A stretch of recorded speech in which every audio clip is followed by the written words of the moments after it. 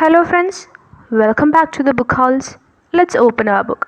നമ്മളിന്ന് സംസാരിക്കാൻ പോകുന്നത് ജാപ്പനീസ് ഡയറക്ടറായിട്ടുള്ള അക്കീരോ കുറസോവയുടെ റാനിനെ പറ്റിയാണ്.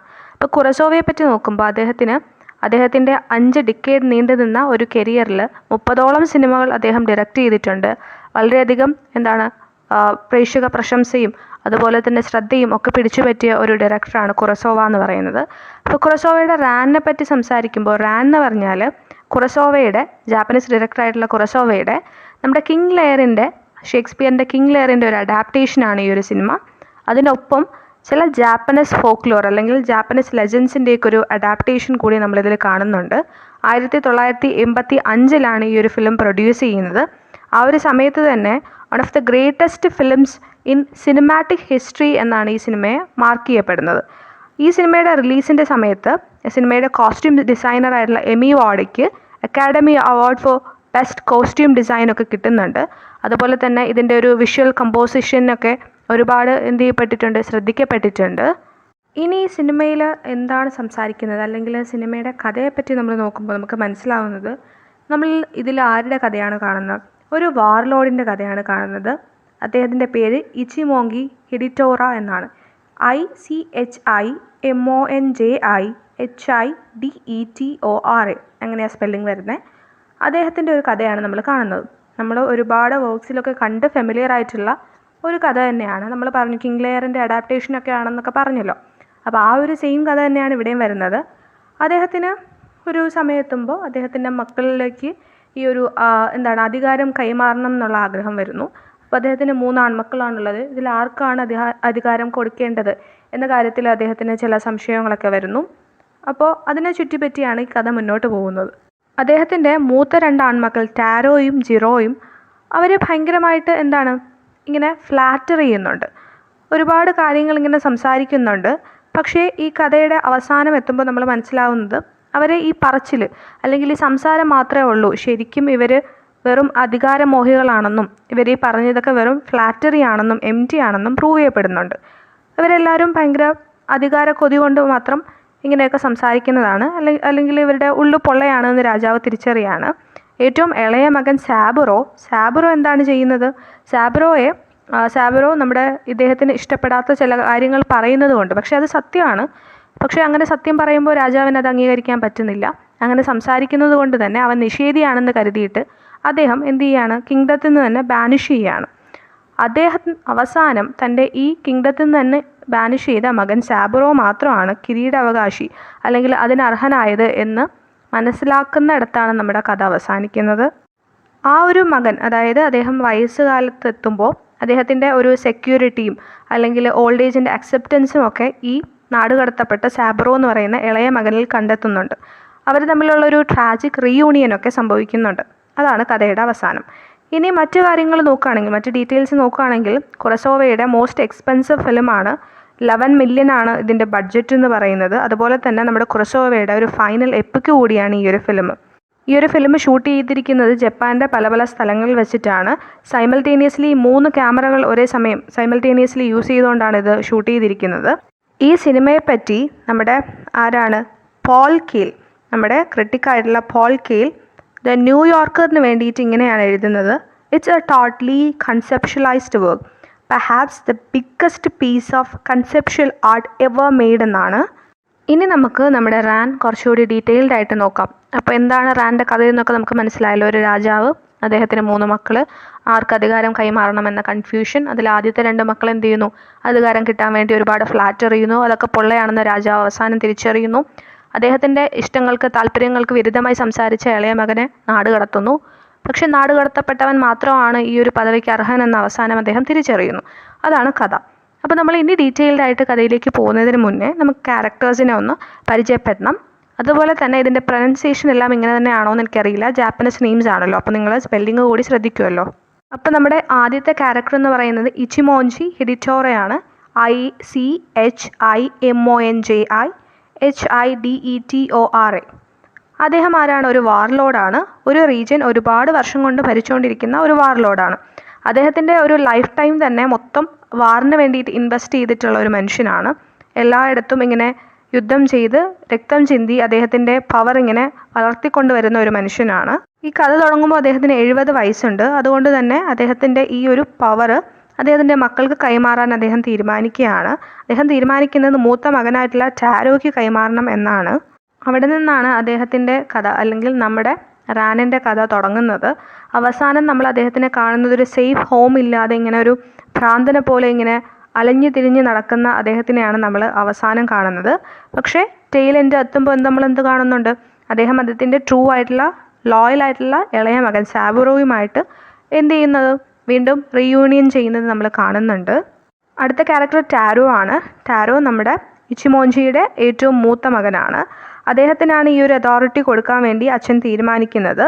പക്ഷെ നമ്മൾ പിന്നീട് കാണുന്നത് അദ്ദേഹത്തിൻ്റെ വൈഫ് അദ്ദേഹത്തിന് ഈസിലി മാനിപ്പുലേറ്റ് ചെയ്യുന്നതും അച്ഛനെതിരെ പ്രവർത്തിക്കാൻ പ്രേരിപ്പിക്കുന്നതുമൊക്കെയാണ്.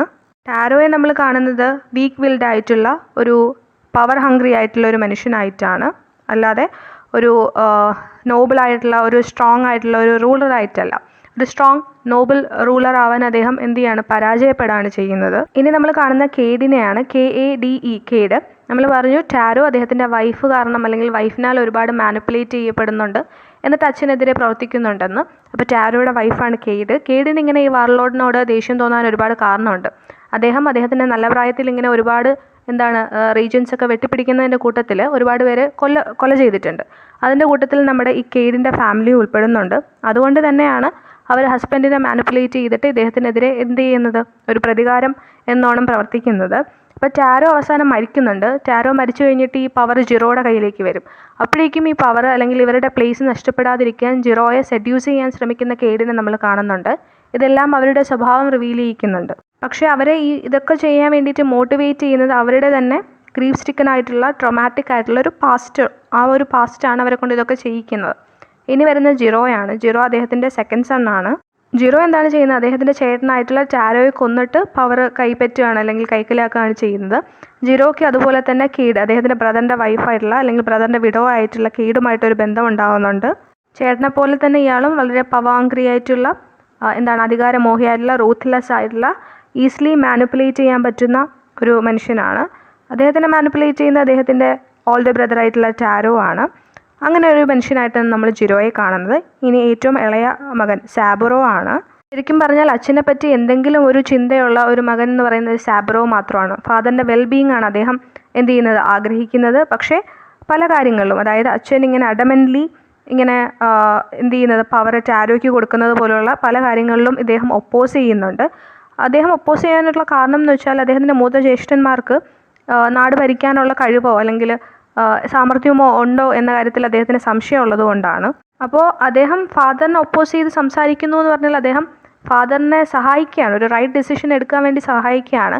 പക്ഷെ അച്ഛൻ അത് മനസ്സിലാക്കുന്നില്ല. തൻ്റെ ആഗ്രഹത്തിന് അല്ലെങ്കിൽ വാക്കുകൾക്കെതിരെ പ്രവർത്തിക്കുന്ന മകൻ എന്നൊരു ഇമേജാണ് അദ്ദേഹത്തിന് സാബുറോയെ പറ്റി ഉണ്ടാകുന്നത്. അങ്ങനെ കിങ്ഡത്തിൽ നിന്ന് ബാനിഷ് ചെയ്യാണ് ചെയ്യുന്നത്. ബട്ട് സ്റ്റിൽ അങ്ങനെയൊക്കെ സംഭവിച്ചിരുന്നെങ്കിൽ പോലും അച്ഛനോട് സ്നേഹമുള്ള ലോയലായിട്ടുള്ളൊരു മകനാണ് അദ്ദേഹം. അദ്ദേഹം എപ്പോഴും അച്ഛനെ പ്രൊട്ടക്റ്റ് ചെയ്യാനാണ് ശ്രമിക്കുന്നത്. ഈ 2 മൂത്ത ആൺമക്കളിൽ നിന്ന് അച്ഛനെ പ്രൊട്ടക്റ്റ് ചെയ്യണം എന്നൊരു കാര്യമാണ് എപ്പോഴും സാബുറോയ്ക്കുള്ളത്. അങ്ങനെയാണ് നമ്മൾ സാബുറോയെ കാണുന്നത്. ഇനി നമ്മൾ കാണുന്ന ടാങ്കോയാണ്. ടാങ്കോ നമ്മുടെ ഇച്ചിമോഞ്ചിയുടെ റോയൽ സെർവൻ്റ് ആണ്. അദ്ദേഹത്തെയും നമ്മുടെ സാബുറോയ്ക്കൊപ്പം, അതായത് സാബുറോയ്ക്ക് വേണ്ടി സംസാരിച്ചതിൻ്റെ പേരിൽ സാബുറോയ്ക്കൊപ്പം അദ്ദേഹത്തിനെയും ബാനിഷ് ചെയ്യുന്നുണ്ട്. പക്ഷേ അദ്ദേഹം വീണ്ടും തിരിച്ചു വരുന്നത് നമ്മൾ കാണുന്നുണ്ട്. ഇനി കാണുന്ന ക്യോമിയാണ്. ക്യോമി എന്ന് പറഞ്ഞാൽ ഇവരുടെ, അതായത് ഇച്ചിമോഞ്ചിയുടെ ഒരു ഫൂളാണ്. ഫൂൾ എന്ന് പറയുമ്പോൾ വിദൂഷകനാണ്. അതുപോലെ തന്നെ അദ്ദേഹത്തിൻ്റെ മാസ്റ്ററുമായിട്ട് ഭയങ്കര അറ്റാച്ച്ഡ് ആണ്. മാസ്റ്ററോട് അദ്ദേഹത്തിന് ഒരുപാട് സ്നേഹവും അതുപോലെ ഭയങ്കര ലോയലായിട്ടുള്ള ഒരു സെർവൻ്റ് അല്ലെങ്കിൽ ഒരു ഫൂളാണ്. അപ്പോൾ ഇദ്ദേഹത്തിന് അവസാനം ഇങ്ങനെ ഒരു സേഫ് ഹോമൊന്നും ഇല്ലാതെ ഇങ്ങനെ കാട്ടിൽ അലഞ്ഞു തിരിയേണ്ടി വരുമ്പോൾ അദ്ദേഹത്തിനെ അനുഗമിക്കുന്നതും ഈ ഫൂളാണ്. ഇനി കാണുന്ന SUE. സ്യൂ നമ്മുടെ ജിറോയുടെ വൈഫാണ്. അവരൊരു സാഡ് മീക്ക് വുമനാണ്. അവരുടെ ഫാമിലിയും നേരത്തെ തന്നെ നമ്മുടെ ഇച്ചിമോഞ്ചിയുടെ സോൾജേഴ്സ് കൊല്ലുന്നുണ്ട്. പക്ഷെ അവരെന്താണ് ചെയ്യുന്നത്, അവർ അങ്ങനെ ഒരു പ്രതികാര മനോഭാവം ഒന്നും കീപ്പ് ചെയ്യുന്നത് നമ്മൾ കാണുന്നില്ല. She refuses to be angry. അവരുടെ ഒരു വിധിയാണെന്ന് കരുതുകയാണ് അവർ ചെയ്യുന്നത്. ആൻഡ് അവർ എന്ത് ചെയ്യുന്നത്, അവരവരുടെ ഫെയ്ത്ത് ബുദ്ധനിൽ അർപ്പിക്കുന്നതാണ് നമ്മൾ കാണുന്നത്. അടുത്ത ആളാണ് നമ്മുടെ സ്യൂയുടെ ബ്രദർ. TSURUMARU അങ്ങനെയാണ് പേര് വരുന്നത്. അദ്ദേഹം ബ്ലൈൻഡഡ് ആയി പോവുകയാണ് ചെയ്യുന്നത്. അദ്ദേഹത്തിൻ്റെ ഫാമിലിയെ എന്ത് ചെയ്യുകയാണ്, കൂട്ടക്കൊരുതി നടത്തുകയാണ് ചെയ്യുന്നത്.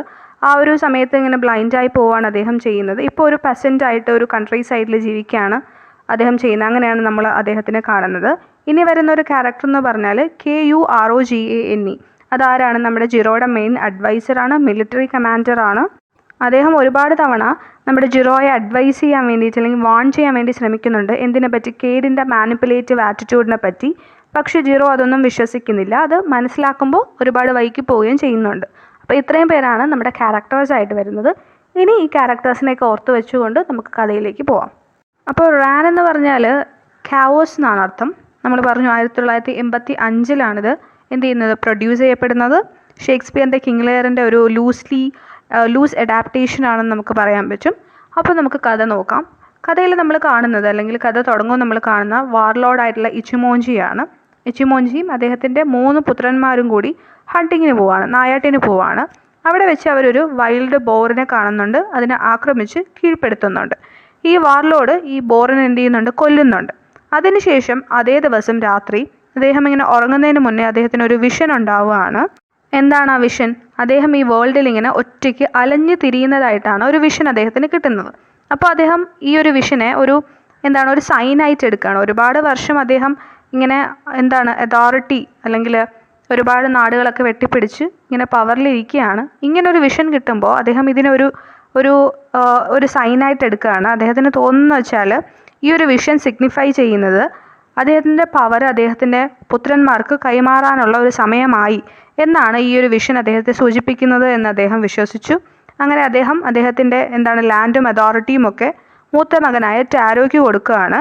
അങ്ങനെ ചെയ്യുമ്പോൾ അദ്ദേഹം ഒരു കാര്യം കൂടി പറയുന്നുണ്ട്. ഞാനെല്ലാം നിങ്ങളിലേക്ക് ഏൽപ്പിക്കുകയാണ്, പകരം എന്തുമാത്രം ചെയ്താൽ മതി, ഞാൻ മരിക്കുന്നത് വരെ എന്നെ പ്രൊട്ടക്റ്റ് ചെയ്യുക മാത്രം ചെയ്താൽ മതി എന്നാണ് പറയുന്നത്.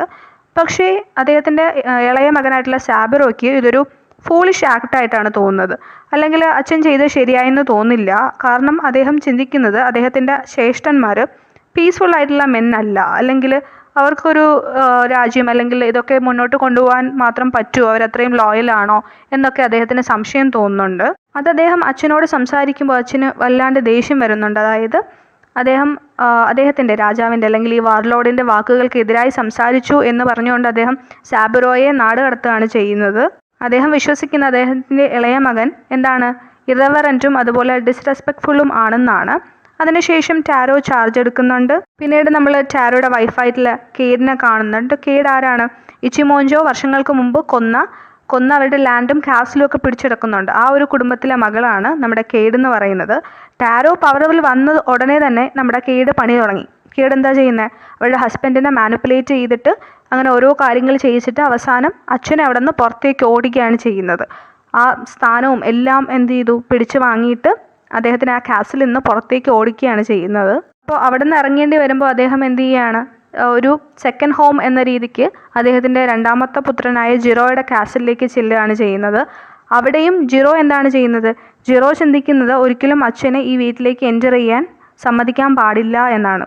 അങ്ങനെ ഇച്ചിമോഞ്ചോ എന്ത് ചെയ്യാണ്, ലാസ്റ്റ് ഒരിടത്തും ഒരു ഹോം ഇല്ലാതെ ആ കൺട്രിയിൽ ഇങ്ങനെ അലഞ്ഞു തിരിയാണ്. കൂടെ അദ്ദേഹത്തിൻ്റെ ലോയൽ അഡ്വൈസറായിട്ടുള്ള ടാങ്കോയും ഫൂളായിട്ടുള്ള ക്യോമിയും കൂടെയുണ്ട്. അങ്ങനെ അവർ ഒരു 3rd കാസിലിൽ ഒരു റെഫ്യൂജി ആയിട്ട് പോവുകയാണ് ചെയ്യുന്നത്. അതേസമയം ടാരോയും ജിറോയും എന്ത് ചെയ്യാണ്, ആർമി അതായത് ഇച്ചിമോഞ്ചോ സോൾജേഴ്സിനെ എല്ലാം കൊന്നുകളയാണ്. അവരുടെ ആർമിയിലെ ഒരു സോൾജേഴ്സിനെ പോലും ബാക്കി വെക്കാതെ കൊന്നുകളയാണ് ചെയ്യുന്നത്. അപ്പോൾ അച്ഛനെ ഓടിച്ചു കഴിഞ്ഞപ്പോഴേക്കും ഈ അധികാരമോഹികളായ ബ്രദേഴ്സ് തമ്മിലായി ഒരു ഫൈറ്റ്. അങ്ങനെ എന്ത് ചെയ്യാണ്, ജിറോ ടാരോയെ കൊല്ലുന്നുണ്ട്. എന്നിട്ട് ആ തോൺ എന്ത് ചെയ്യുന്നുണ്ട്, ആ ഒരു അധികാരം എന്ത് ചെയ്യുന്നുണ്ട്, കൈവശപ്പെടുത്തുന്നുണ്ട്. ഇതിൻ്റെയൊക്കെ ഇടയിൽ നമ്മൾ കാണുന്ന ഇച്ചിമോഞ്ചോയ്ക്ക് മാഡാവുകയാണ്, അദ്ദേഹത്തിന് വട്ടായി പോകുന്നുണ്ട്. എന്നിട്ട് അദ്ദേഹം കൺട്രി സൈഡിൽ ഇങ്ങനെ ഒറ്റയ്ക്ക് അലഞ്ഞു തിരിഞ്ഞ് നടക്കുന്നുണ്ട്. അങ്ങനെ ജിറോ ഈ പവറിലേക്ക് വരുമ്പോൾ അല്ലെങ്കിൽ ഈ അധികാരം കൈപ്പറ്റി കഴിയുമ്പോൾ ടാരോയുടെ വൈഫായിട്ടുള്ള വിഡോ ആയിട്ടുള്ള കേഡ് എന്ത് ചെയ്യാണ്, ജിറോയെ ഭീഷണിപ്പെടുത്താൻ തുടങ്ങുകയാണ് ചെയ്യുന്നത്. അതായത് ജിറോ ആണല്ലോ നമ്മുടെ ടാരോയെ കൊന്നത്. അപ്പോൾ ആ ഒരു കാര്യം, ആ ഒരു മർഡറിൻ്റെ സത്യം താൻ റിവീൽ ചെയ്യും എന്ന് പറഞ്ഞ്, എക്സ്പോസ് ചെയ്യും എന്ന് പറഞ്ഞിട്ട് ഇങ്ങനെ ത്രട്ടൻ ചെയ്യാണ്. അല്ലെങ്കിൽ എന്നെയും കൂടി നിങ്ങളുടെ കോർട്ടിൽ നിങ്ങളുടെ ഭാര്യയായിട്ട് താമസിക്കാൻ അനുവദിക്കണം എന്നാണ് പറയുന്നത്. അവരെന്ത് ചെയ്യാണ്, ഇദ്ദേഹത്തിനെ സെഡ്യൂസ് ചെയ്യാണ്, അദ്ദേഹത്തിൻ്റെ വൈഫാക്കണമെന്ന് ആവശ്യപ്പെടുകയാണ്. അതിനുവേണ്ടി ജിറോയുടെ വൈഫായിട്ടുള്ള സൂയനെ എന്ത് ചെയ്യാണ്, കൊന്നുകളയാൻ കൂടി അവർ തീരുമാനിക്കുന്നുണ്ട്. ഈ സമയം കാര്യങ്ങളൊക്കെ അറിഞ്ഞ് സാബിറോ വരികയാണ് അവിടേക്ക്. അച്ഛൻ്റെ അവസ്ഥയൊക്കെ അറിഞ്ഞിട്ട് അച്ഛനെ സഹായിക്കാൻ വേണ്ടി സാബിറോ അങ്ങോട്ടേക്ക് വരികയാണ്. അദ്ദേഹം അദ്ദേഹത്തിൻ്റെ സോൾജിയേഴ്സിനെയൊക്കെ കൂട്ടിയിട്ടാണ് വരുന്നത്. അങ്ങനെ ബാറ്റിൽ ഫീൽഡിൽ അദ്ദേഹത്തിൻ്റെ ആർമിയും സാബ്രോയുടെ ആർമിയും ജിറോയുടെ ആർമിയും തമ്മിൽ ഏറ്റുമുട്ടാണ് ചെയ്യുന്നത്. സാബ്രോ അങ്ങോട്ടേക്ക് വരുമ്പോൾ അച്ഛനെ കാണാനോ കൂട്ടിക്കൊണ്ട് പോകാനോ ശ്രമിക്കുമ്പോൾ ഇതൊന്നും ജിറോ എന്ത് ചെയ്യുന്നില്ല, തടസ്സപ്പെടുത്തുന്നില്ല. പക്ഷേ ഈ ഒരു അനുവദിക്കുന്നത്, അതായത് അച്ഛനെ കാണാനും കൂട്ടിക്കൊണ്ട് പോകാനും ഇയാൾ അനുവദിക്കുന്നത് ശരിക്കും ഒരു ട്രിക്കായിരുന്നു. അങ്ങനെ നമ്മുടെ സാബ്രോയെ ആ നാട്ടിലേക്ക്, ആ ലാൻഡിലേക്ക് കൊണ്ടുവന്നിട്ട് കൊല്ലാൻ വേണ്ടിയിട്ടാണ് അയാളുടെ പ്ലാന്. അങ്ങനെ സാബ്രോ കൊല്ലപ്പെടുന്നുണ്ട്. അവസാനം സാബ്രോ കൊല്ലപ്പെടുമ്പോൾ, അല്ലെങ്കിൽ കൊല്ലപ്പെട്ടു എന്ന് മനസ്സിലാക്കുമ്പോൾ ഇച്ചിമോഞ്ചോ എന്ത് ചെയ്യുകയാണ്, പെട്ടെന്ന് തന്നെ ഉണ്ടാകുന്ന ഒരു ആ ഒരു സങ്കടത്തിൽ മരിക്കുന്നതാണ് നമ്മൾ കാണുന്നത്. അപ്പോൾ നമ്മൾ വിചാരിക്കും എല്ലാവരെയും കൊന്നിട്ട്, ജ്യേഷ്ഠനെയും അച്ഛനെയും ഒക്കെ അനിയനെയൊക്കെ കൊന്നിട്ട് ജിറോ എന്ത് ചെയ്തു, ആ ഒരു പവറൊക്കെ പിടിച്ചടക്കി വിജയിച്ചു എന്ന്. പക്ഷെ അങ്ങനെയല്ല സംഭവിക്കുന്നത്. ആ സമയത്തേക്ക് ലോർഡ് അയാബി എന്ന് പറയുന്ന ഒരാൾ, അത് മറ്റൊരു വാർലോഡാണ്, അയാളിങ്ങനെ നോക്കിയിരിക്കുകയാണ് അവസരം. ജിറോയുടെ ഈ ഒരു പവർ പിടിച്ചെടുക്കാൻ ഒരു അവസരം അദ്ദേഹം നോക്കിയിരിക്കുകയാണ്. അദ്ദേഹം ജിറോയുടെ സോൾജേഴ്സിനെയും വളയുന്നതാണ് നമ്മൾ കാണുന്നത്. ഇവിടെ വെച്ചിട്ടാണ് ജിറോയുടെ ഒരു വലം കൈ എന്ന് പറയുന്ന ഒരു മനുഷ്യൻ, അദ്ദേഹത്തിൻ്റെ പേര് ക്രോഗെ എന്നാണ്, KUROGANE. അദ്ദേഹം കേഡിന് വേണ്ടിയിട്ട് ഇങ്ങനെ നോക്കുന്നതാണ് നമ്മൾ കാണുന്നത്. കാരണം എന്ന് വെച്ചാൽ ഈ ഒരു സമയത്ത് കേഡ് കൺഫസ് ചെയ്യുന്നുണ്ട്, അവൾ ഈ ഒരു സിറ്റുവേഷൻസ് എല്ലാം ബോധപൂർവം തന്നെ ക്രിയേറ്റ് ചെയ്തതാണെന്നും അവളുടെ ഫാമിലിയെ കൊന്ന ഇച്ചിമോഞ്ചോയോടും അയാളുടെ മക്കളോടും ആ ഒരു ഫാമിലിയോടും പ്രതികാരം ചെയ്യാൻ വേണ്ടി ഇതെല്ലാം പർപ്പസ്ഫുള്ളി അവർ ചെയ്തതാണെന്ന് അവർ കൺഫസ് ചെയ്യുകയാണ്. അങ്ങനെ നമ്മുടെ കൊറോഗേൻ എന്ത് ചെയ്യാണ്, അവരുടെ കഴുത്ത് വെട്ടുന്നതാണ് നമ്മൾ കാണുന്നത്. അതുപോലെ തന്നെ ജിറോ എന്ത് ചെയ്യാണ്, ജിറോ അയാബിയുടെ ആർമിയുടെ കയ്യിൽപ്പെട്ട് മരിക്കുന്ന ഒരവസ്ഥ. അങ്ങനെ ഒരു ടോട്ടൽ ഡിസ്ട്രക്ഷനാണ് നമ്മൾ ഈ ഒരു ഫിലിമിൻ്റെ അവസാനത്തിൽ കാണുന്നത്. അപ്പോൾ ഇത്രയാണ് റാനിൻ്റെ സമ്മറി. നിങ്ങൾക്ക് സമ്മറി മനസ്സിലായിട്ടുണ്ടാവുമെന്ന് വിശ്വസിക്കുന്നു. Thank you for listening. Have A nice day.